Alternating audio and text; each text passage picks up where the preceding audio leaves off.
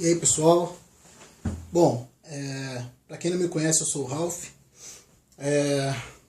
Eu já tenho feito algumas palestras aí, colocado o pessoal no YouTube, sempre com a motivação, né, de expandir o conhecimento, né? Os vídeos que eu faço eu costumo fazer por prazer mesmo, para poder ter um veículo, né, de passar alguma informação.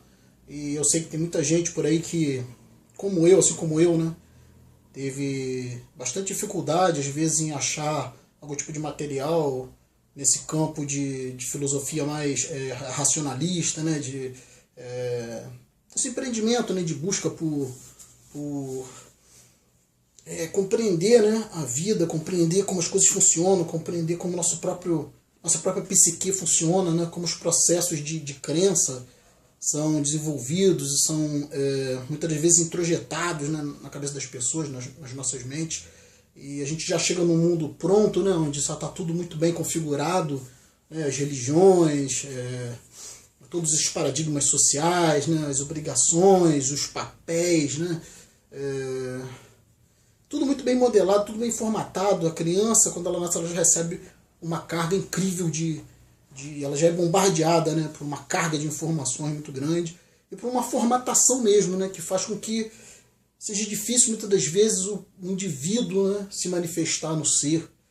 Né? Às vezes fica difícil você se tornar realmente único, né, ou realmente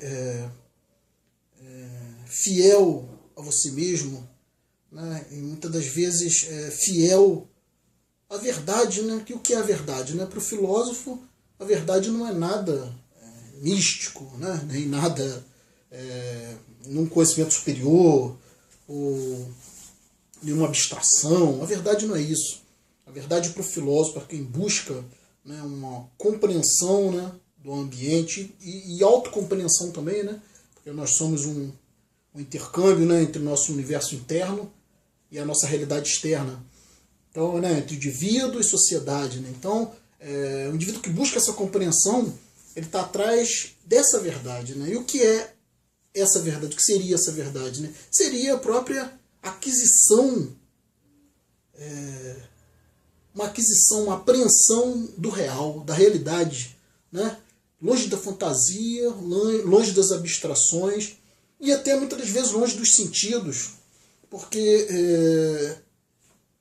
as pessoas dizem, né, ver para crer, né?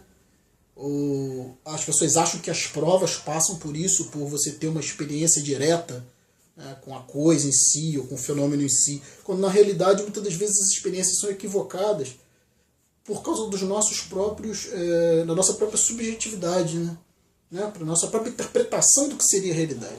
Então a forma que você tem, claro, de aprender essa verdade última, que seria essa realidade, eu não vou dizer nem realidade última, né, porque não se pode falar nisso, quem gosta de falar nisso geralmente é a filosofia mais abstrata, mas não vou falar em verdade última, vou falar em verdade atingível, né, verdade compreensível, provável. Então, com os recursos só dos nossos sentidos, nós não conseguimos isso, não conseguimos. Entendeu?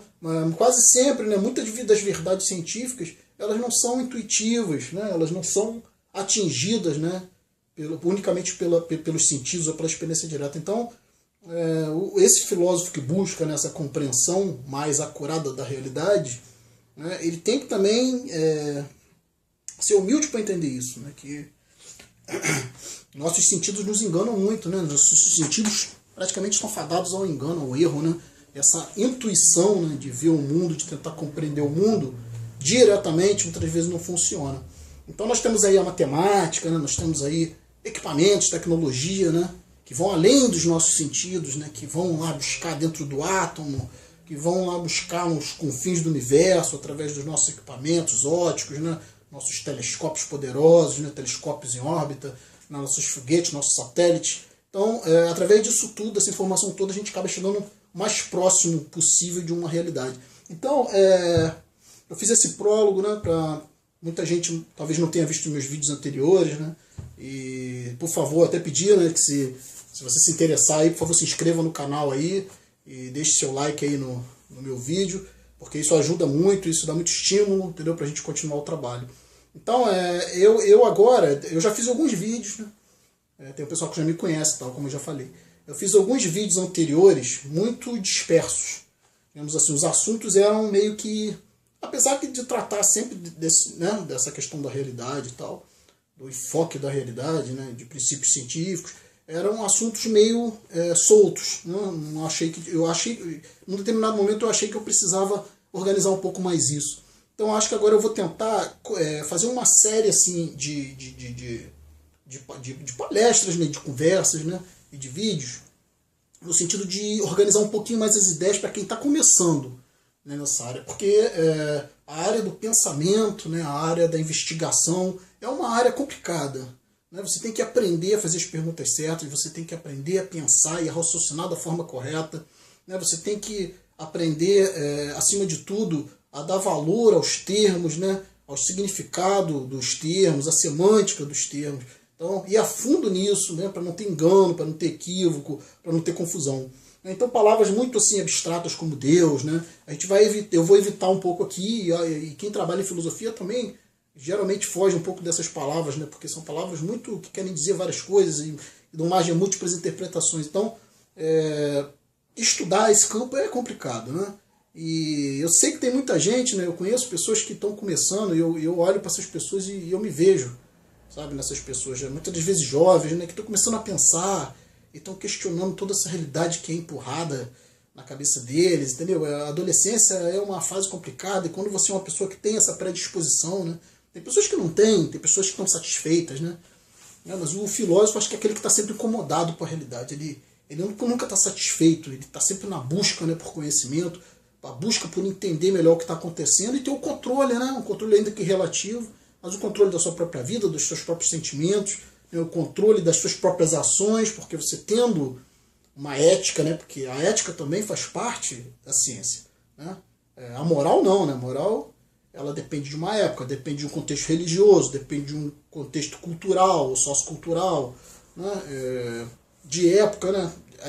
Para época a moral varia. Mas a ética não, a ética é aquele comportamento raciocinado, pensado, coerente, né? O que eu devo, o que eu não devo, o que é próprio, muitas das vezes indo contra os nossos próprios desejos, né? Porque nem sempre o que nós desejamos é o melhor para nós, ou é melhor, né, para a coletividade, nem sempre um prazer, né, ele deve ser motivador de uma ação.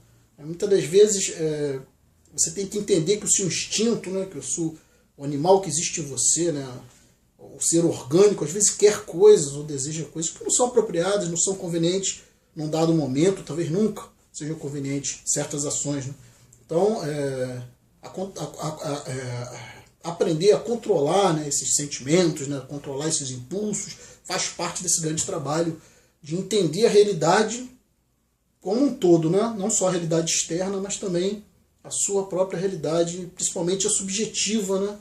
A de cosmovisão pessoal, né? Em que você muitas das vezes está totalmente equivocado. Né? Muitas das vezes você está, como dizem, né, viajando na maionese, né? Está sendo iludido por pessoas ou por grupos. Né?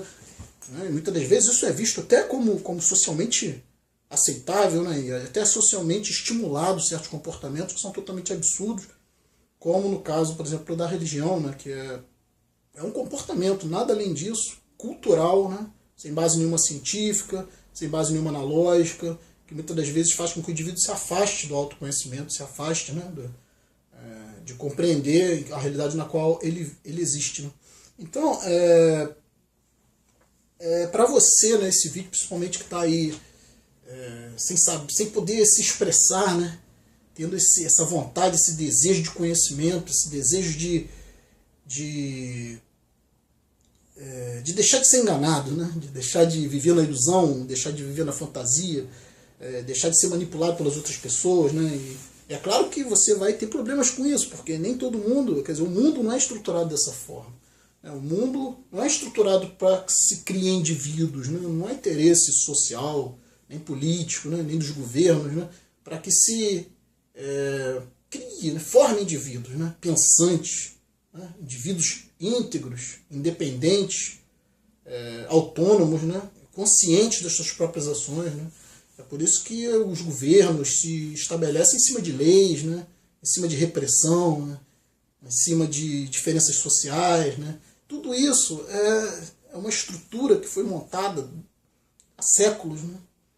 E a religião tem muita responsabilidade nisso, desde que se instituiu o poder religioso, aí, que se, digamos assim, se configurou o poder religioso ali pela Idade Média, principalmente, né, onde a religião, a Santa Inquisição, né, promoveu horrores, né, em prol do controle social, em prol da manipulação das massas, né, onde se proibia, inclusive, que as massas, né, os livros eram codificados, a própria Bíblia sempre foi um livro codificado, né, os escritos religiosos eram escritos em latim, só quem tinha autoconhecimento, alto nível social, né, do clero, que podia ter acesso, né, àquelas leituras. Então isso era feito para impedir, né, que a população tivesse acesso a pensar, né, por si. Né. Então, e ainda hoje esse sistema continua.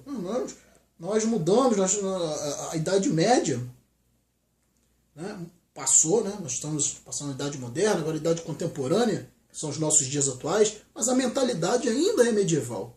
Né? O controle ainda é total, e o próprio indivíduo ele não consegue viver sem governo, viver sem controle, viver sem repressão, e ele busca isso, inclusive, né? Os satisfeitos, né? Os que estão bem enquadrados, né? Os que não, como tem o filme, né? Os que estão dentro da Matrix, né? Digamos assim, né? Os que estão dentro da história construída, né? Dentro do castelo, né? Esse castelo de cartas que é a realidade. Né? E o indivíduo ele vive assim satisfeito, isso é a maioria. Mas o vídeo é exatamente para você, esse vídeo, todos os outros que eu faço, né? Para você que está aí na busca, né? Por um conhecimento que muitas vezes não é acessível. Né? Porque os pensadores, né? As pessoas que têm a coragem de romper com isso, de romper com os paradigmas, de romper com a programação mental que é instituída desde ter infância, né? E isso está impregnado em tudo, né? Impregnado nas escolas, né? Na didática, na própria medicina, tudo é comércio, tudo é uma estrutura montada, né? Para que você esteja preso, né? Preso, o seu dinheirinho suado, né? Que você trabalha, que você consegue, né? A duras custas, né? Trabalho duro, né? O ser humano normal, pelo menos, né? Das classes, o ser humano das classes baixas, classe média baixa, que são a maioria, são verdadeiros escravos, né? Vivem totalmente à mercê das obrigações sociais, das imposições sociais, né? E dos compromissos sociais, né? E das prisões, né? Que isso leva, né? As prisões financeiras, né? Os grilhões, né? Que a dívida, que o sistema financeiro impõe ao indivíduo que é da massa. Né? Então, você, em um determinado momento, quem pensa começa a questionar tudo isso, aí começa a questionar princípios religiosos absurdos, geralmente quem tem interesse por essa área, né, de filosofia, de busca pessoal pelo conhecimento, começa a ter interesse científico, começa a buscar, porque as escolas também não ajudam em nada, né? As escolas não são feitas para formar indivíduos, nem para formar cientistas, nem para formar pensadores. Né? As escolas são feitas para formar burocratas, para formar funcionários, né? Não para formar indivíduos, né? Para formar uma coletividade. Né? A escola é um sistema em série, né? Para formar um proletariado, né? Para formar uma legião de escravos que não pensam, né, e que estão totalmente formatados nas suas especialidades, sem conseguir sair. Quem sai geralmente é considerado gênio, né? É um Einstein da vida, né? É um Newton, né? É um Pitágoras, são grandes gênios de todas as épocas que conseguiram sair fora desse sistema, muitos deles se arriscaram. Né? O próprio Einstein teve que fugir da Alemanha, né? O próprio Freud também, que era judeu. Pessoas que correram risco de vida, né? Ou no caso risco de morte. E ainda mais para trás, né? Nas idades das trevas, na Idade Média, né? Que a gente sabe que os grandes homens, né? Os grandes gênios, né? Que promoveram essa abertura da consciência foram perseguidos, né? E alguns mortos, queimados inclusive. Então o vídeo aqui agora, vamos partir para a parte prática do vídeo mesmo, né? A gente conversou bastante agora, para dar uma iniciada aí, uma introdução. Então eu quero falar aqui, eu vou começar uma série então de palestras, né? Essa é a primeira que eu vou tentar organizar mais os assuntos, né? De uma forma mais didática, né? Falando sobre as formas iniciais, né? de se pensar, como se começar a pensar, como se começar a raciocinar de forma criteriosa, né? Os princípios científicos que já são comprovados, né? O caminho a você seguir para que você mantenha uma cronologia, né, de estudos, né, que vai te levar a acumular informações assim, suficientes para você poder, até em determinado momento, passar essa informação adiante. Porque é preciso critério, você precisa criar os seus próprios argumentos, né, você precisa se fortalecer com argumentos, você precisa se questionar, se perguntar e responder essas perguntas de forma racional, de forma lógica, de forma científica, para te dar uma base, né, para você ver qual o terreno que você está. Né? Isso aí é complicado. Para você chegar nesse nível, você tem que trabalhar muito, mas tem um sistema. Né? Um sistema que não existe em livros, quase, um sistema que não é mostrado em quase lugar nenhum. Né? Quem tem acesso a isso são poucas pessoas, porque é uma busca pessoal mesmo. Mas quem já quebrou pedra, quem já passou por isso, né, que geralmente são os ateus, né, são as pessoas de raciocínio racionalista, né, os agnósticos, os niilistas. No caso, eu sou niilista, né, eu me considero mais niilista do que propriamente ateu, porque eu acho que ninguém é ateu. Eu acho que existem cristãos, existem crentes. O ateísmo é uma palavra que foi inventada simplesmente por uma condição natural. Mas não deveria existir essa palavra, né?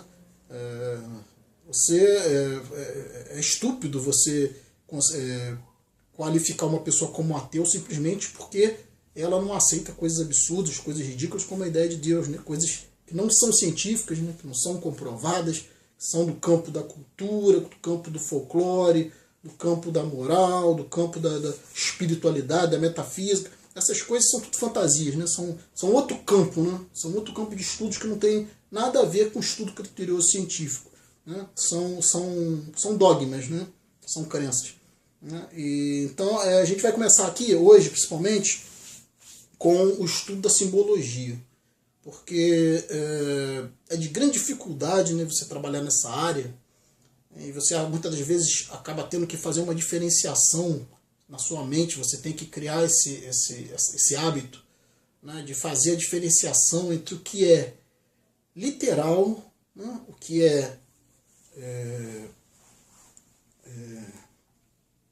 como se diz, o que é objetivo, né, o que é literal, o que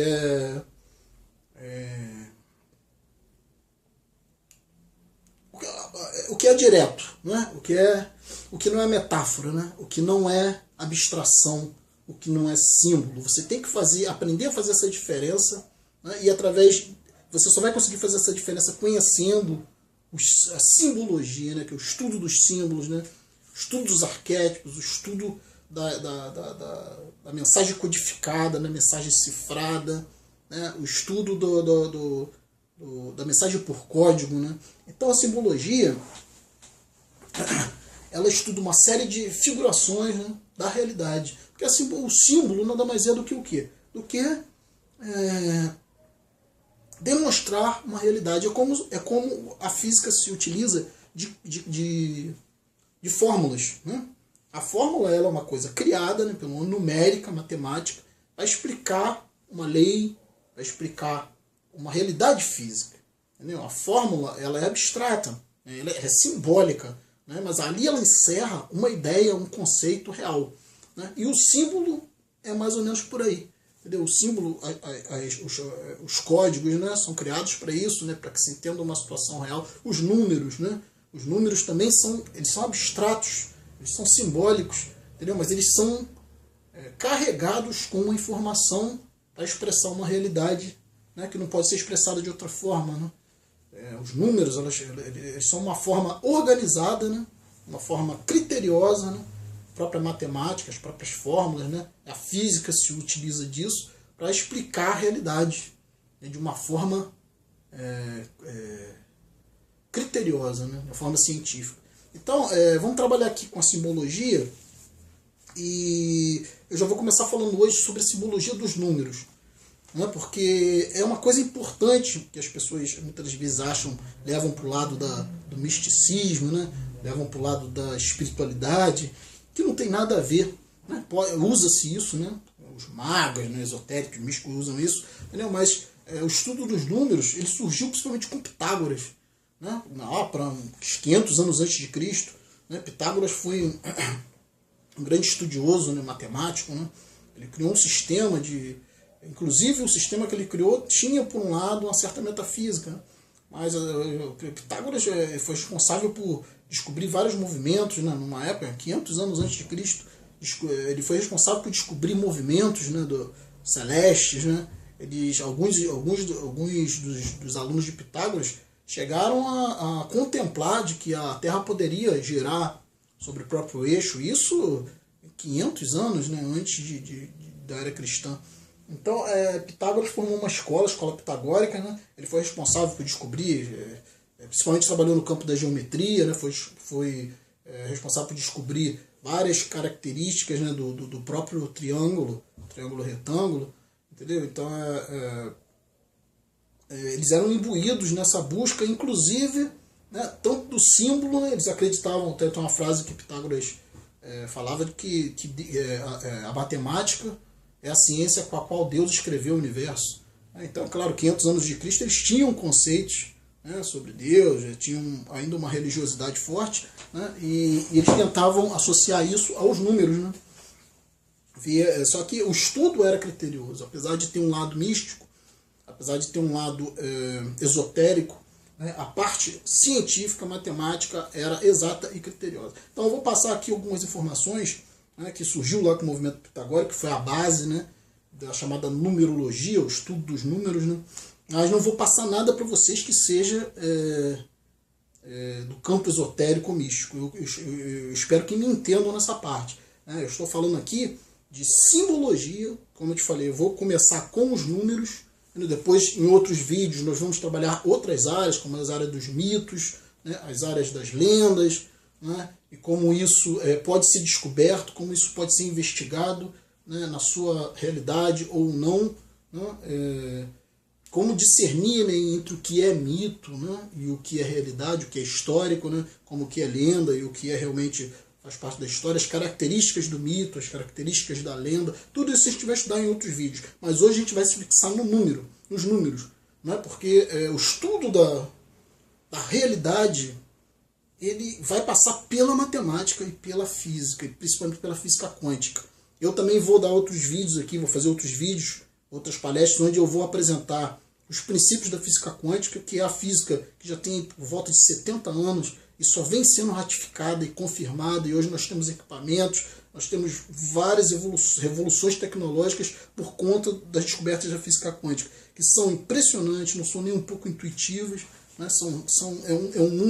O mundo quântico é um mundo que muda até a sua própria visão de realidade, né? E é ciência, né?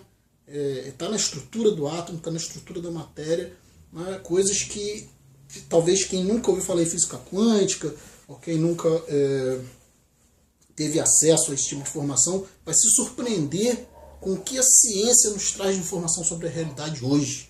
Né? Então isso vai ser passado nos próximos vídeos. Então eu vou passar aqui agora informações sobre o sistema decimal básico, né? Que praticamente é um sistema utilizado no mundo inteiro, o sistema decimal. Né? Então, praticamente todo o nosso sistema, né, de estudo numérico e matemático está em cima desse sistema, que é um sistema que funciona muito bem. Então, eu vou começar aqui com os números, né, com uma espécie de não número, né, que é o zero, que é um número mais abstrato. Eu vou começar do zero, né, do 1, né? O zero eu vou falar um pouco sobre ele, mas vou começar do 1 ao 10, né, que é o sistema aí decimal. Né? E daí para lá, né, do 11 em diante e tal, são variações desses números decimais. Né? Depois, daí para lá, são combinações numéricas.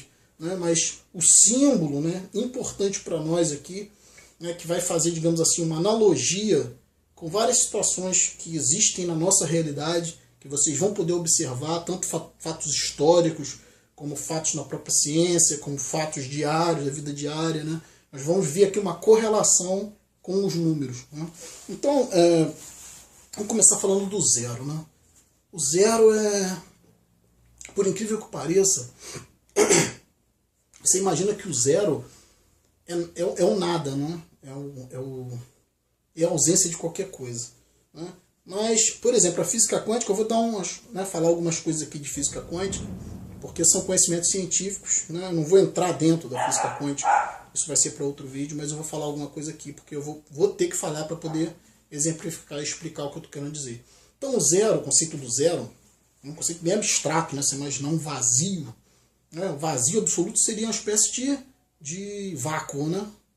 O vácuo seria o vazio, a ausência total de qualquer coisa. Né? Só que a física quântica já demonstrou que nesse vazio, né, você tira tudo, tira oxigênio, tira tudo, não deixa nada, nem átomo, nenhum nada, um vácuo.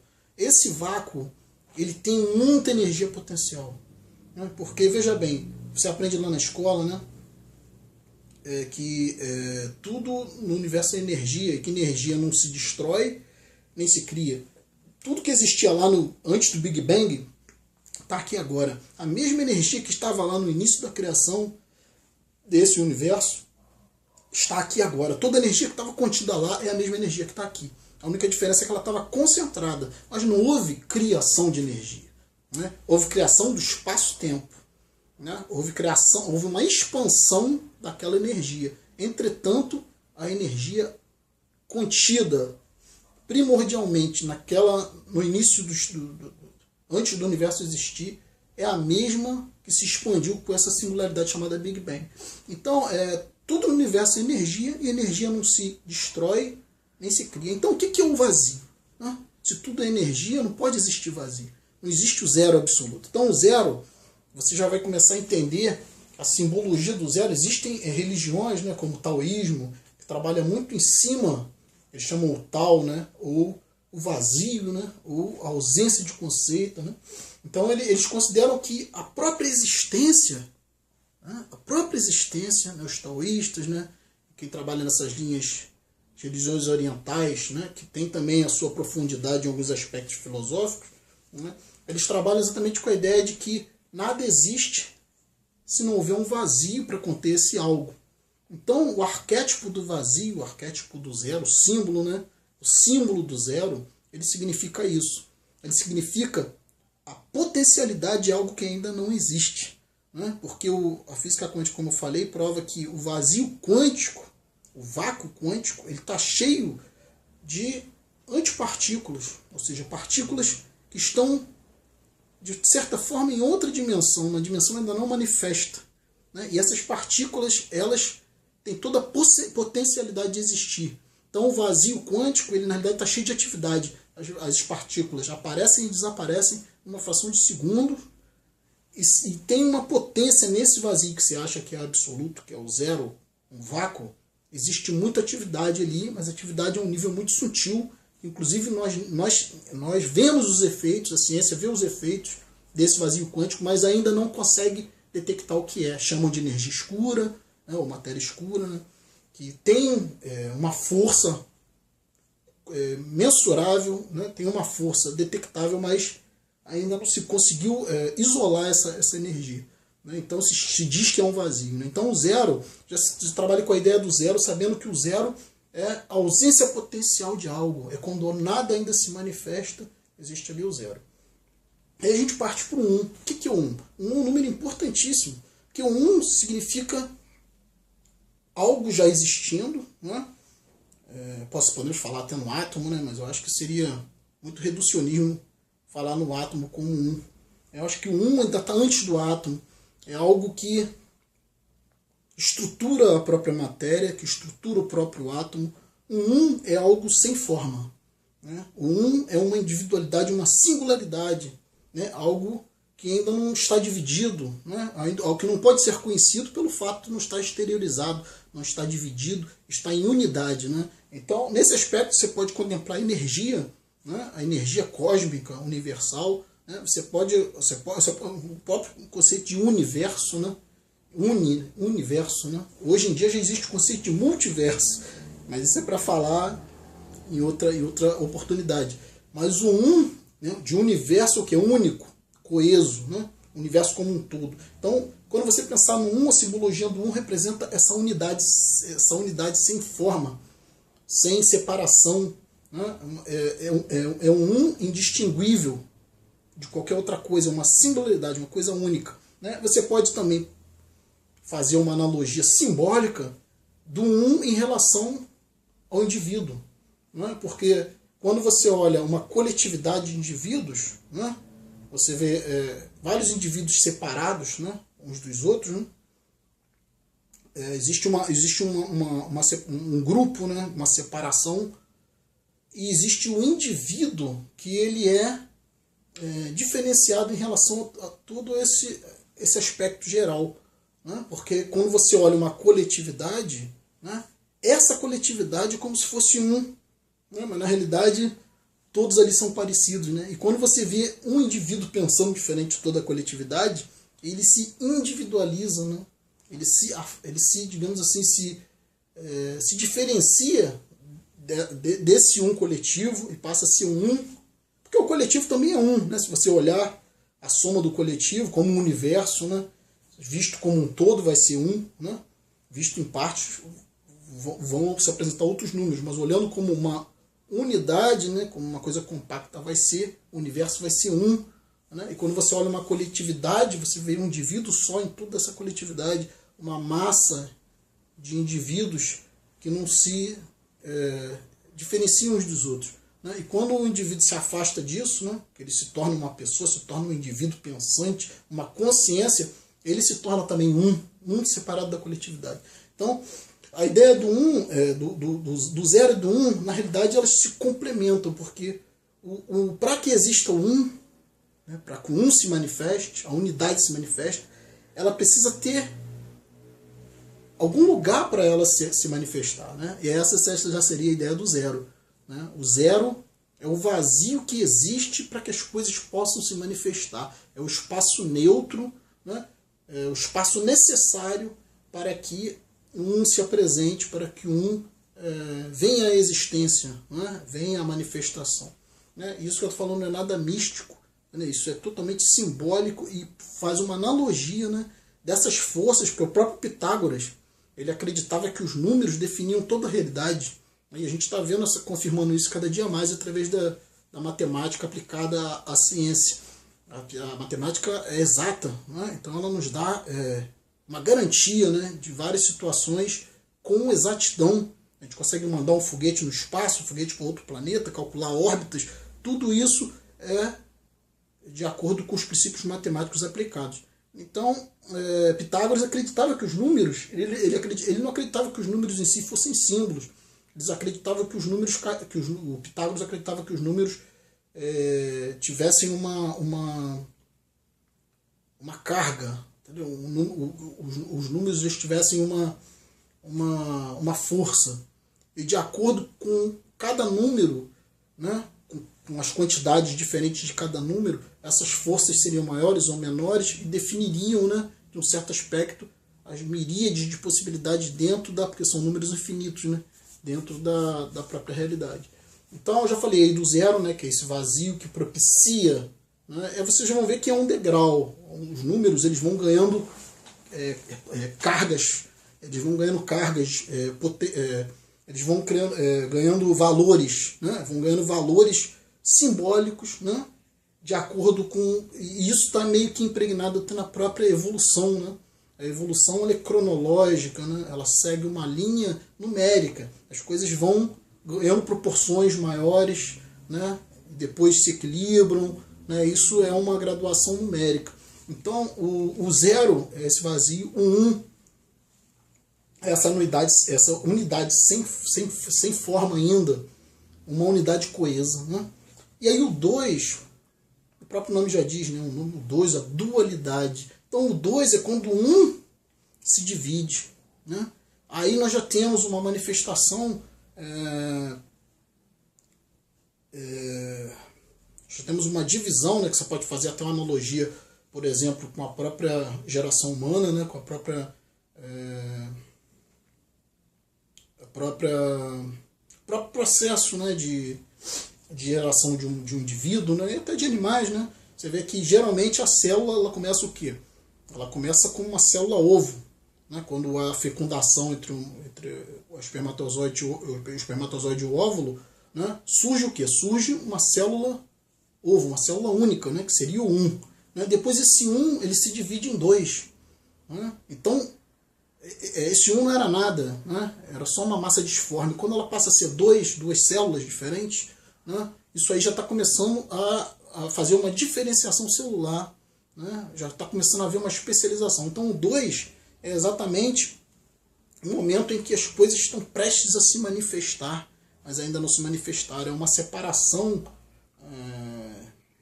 que ainda não é visível, né? Que ainda não é palpável, né? Que ainda não é totalmente manifesta, mas o 2 já é uma exteriorização, digamos assim. Né? Enquanto o 1 é uma coisa uniforme, né? E não exteriorizado, o 2 já é uma exteriorização, o 2 já está plasmando algo, né? Já tá plasmando uma realidade. Então, o 2 tem a ver, né, com a divisão, né? Tem a ver muitas das vezes com o antagonismo, né? Se você pode, o 2 inclusive muitas das vezes é associado ao próprio diabo, né? Porque o diabo ali, né? Vem a ver o diabólico, né? Vem a ver de que? Divisão, né? É como se fosse aquele que promove a divisão, aquele que promove o antagonismo, né? Então o fato das duas células se separarem, uma célula única se separar em duas, ou seja, é a própria simbologia do homem se separando de Deus, né? Essas simbologias que também vão para o aspecto religioso, que é na maioria das vezes simbólico, né? Então quando existe uma unidade, né, tudo está coeso. Quando existe uma divisão, geralmente existe atrito, né? Porque essa divisão pode ser positiva, pode ser negativa, pode ter antagonismo, pode ter atrito. Então já é um começo de existência de algo, né? Porque é no atrito que as coisas surgem. Então o 2 é esse número que representa divisão, dualidade de ideias, conflito, né?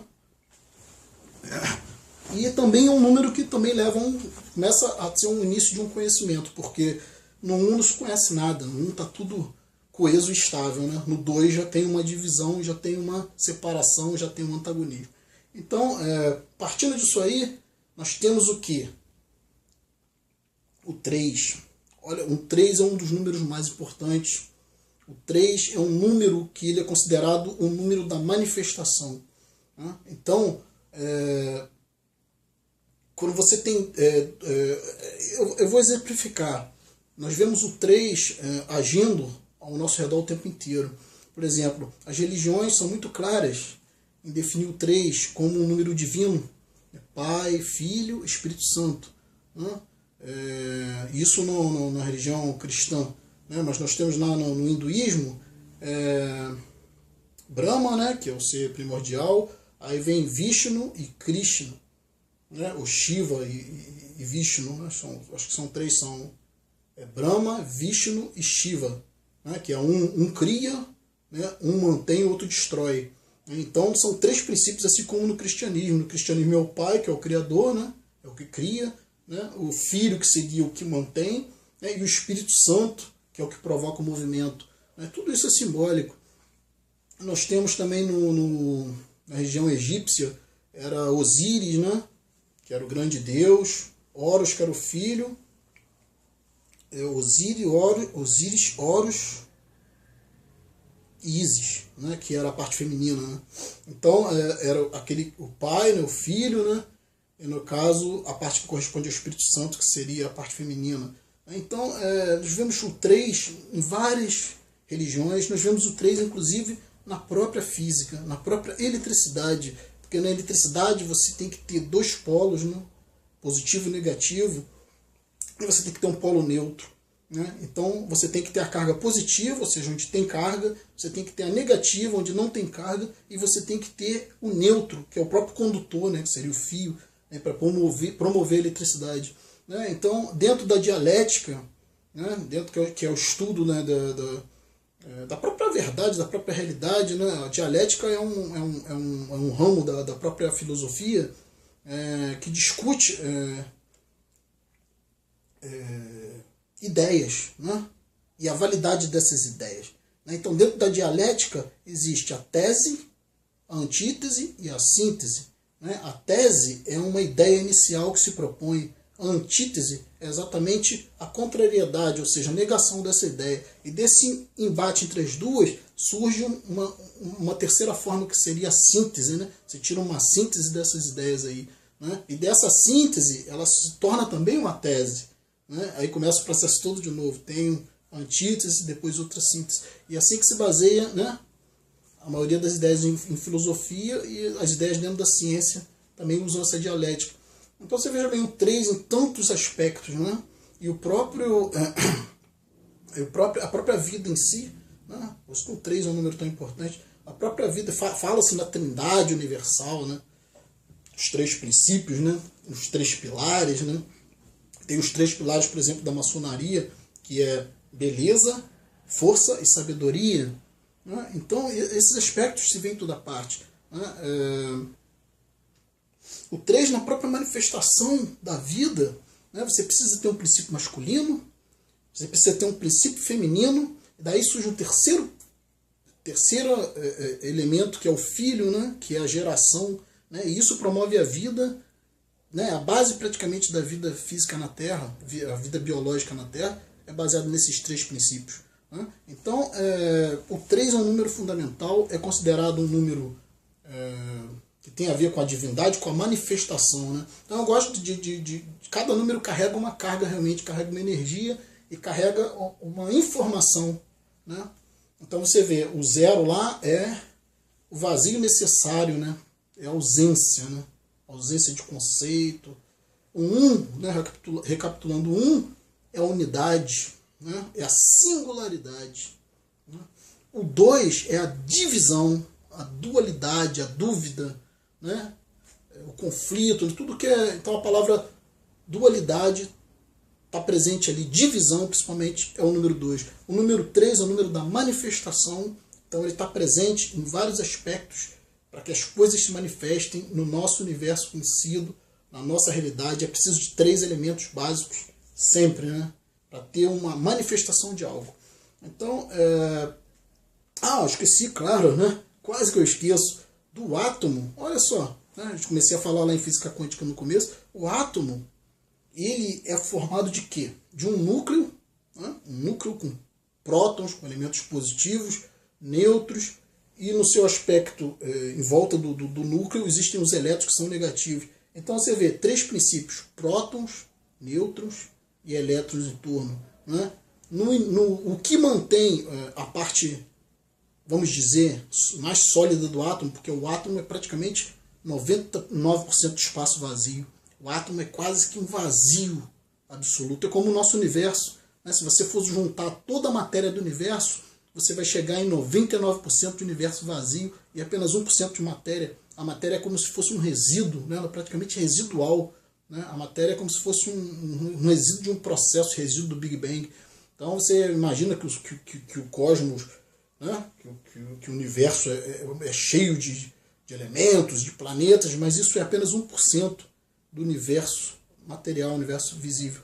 Então o átomo, ele tem, além desses 3 elementos, né, prótons, nêutrons no núcleo e os elétrons em torno, com 3 elementos, ele também existem as 3 forças básicas do universo, né, conhecido, né, as 3 forças que regem, né, o mundo atômico, né, e o nosso mundo de uma forma geral, porque tudo é feito de átomo, né. Tem a força nuclear forte, né, que mantém ali os elétrons e os nêutrons juntos no núcleo, né? E se você conseguir romper isso, você faz uma bomba atômica, porque a liberação de energia é imensa. Então essa energia, que é a força nuclear forte, mantém o próton e o nêutron coesos dentro do núcleo do átomo. E a força nuclear fraca é a que mantém os elétrons ali em torno do núcleo, né? Circulando, né, em volta dessa nuvem, essa nuvem de probabilidades em torno do núcleo do átomo.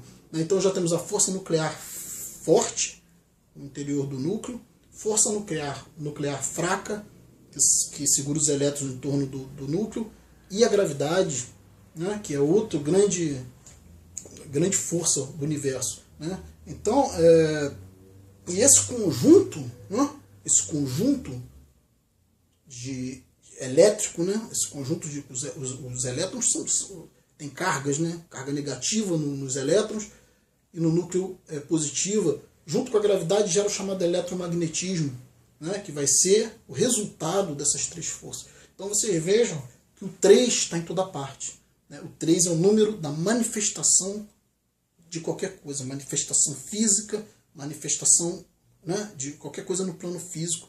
Nosso plano, pelo menos dentro da nossa realidade, o 3 é importantíssimo. Por isso que as religiões reverenciam, né, as próprias pirâmides, né, o próprio formato de triângulo é reverenciado por causa da trindade. Né, o triângulo é o polígono de três lados, né, e as pirâmides também foram muito cultuadas na religião egípcia. Né, então tem muita importância dentro do misticismo, do esoterismo. Né, e esse 3 do triângulo, das pirâmides, também passou para as religiões ocidentais. Então, pulamos agora para o 4. Né? Vocês estão acompanhando que tem uma evolução que pode ter até analogia com a própria evolução da vida, né? Como nós conhecemos. Né? E a própria evolução do ser desde a gestação até, né, a vida mais complexa, até a consciência, né? Até a consciência. Vocês vão ver que você pode fazer uma analogia desse caminho entre os números, dessa propagação de forças, desse crescimento energético dos números, né? Dessa graduação de quantidades assim, e de potencial, né? Que vai aumentando, que vai numa forma escalonada, meio que aumentando progressivamente. Então vocês vão ver que isso pode ser aplicado até ao próprio desenvolvimento de uma consciência, desde a gestação até a maturação física, até a maturação intelectual e depois consciencial. Isso vai subindo. Né? De novo, eu vou deixar bem claro que eu não estou falando aqui nada místico, estou falando apenas em comparação da simbologia dos números, ou seja, da numerologia, com aplicação prática na vida diária e na vida da humanidade. A existência da humanidade, em sua própria evolução. Então o 4, partindo agora para o 4, é um assunto extenso. Né? Um assunto extenso. E eu vou falar só sobre os números decimais. Né? Então vamos lá, só sobre os números decimais básicos, né? de 0 a 10. Então vamos lá. Considerando que 0 não seria um número, né? Porque é manifesto. Né? É um conceito meio abstrato, né? Do vazio quântico. Então seria de 1 a 10, tendo entre eles aí sempre o 0. Eu acho que o 0 é um número que passa por todos os números, enfim. Porque sem ele, sem essa base, nenhum dos números existiria. Então o 4, vamos ver, já temos a manifestação. Né? O 3 manifesta o quê? Manifesta o átomo, se manifesta com o princípio de 3. Né? A vida, né? Surge com 3, né? Pai, mãe, filhote, o filho, prole. Né? E aí o 4, o que é o 4? Né? Quando você tem lá, vamos usar de novo a analogia da célula. Né? Quando você tem uma célula que é fecundada, né? Que ela se torna uma célula ovo, né? A fusão, né? do espermatozoide com o óvulo, forma uma célula ovo, também chamada de zigoto, né? Que ainda é uma massa uniforme. Quando vem o 2, né? A divisão celular, ela é progressiva e geometricamente progressiva. Então, da célula ovo, a célula se divide em 2, de 2 se divide em 4 e assim por diante. Ou seja, quando essa célula se divide em 2, né, há ali uma primeira divisão. Mas quando ela se divide a próxima vez, né, já é uma progressão geométrica, já se divide em 4. Então 4 é um número de que, quando divide em 4, já está começando uma especialização celular. Né?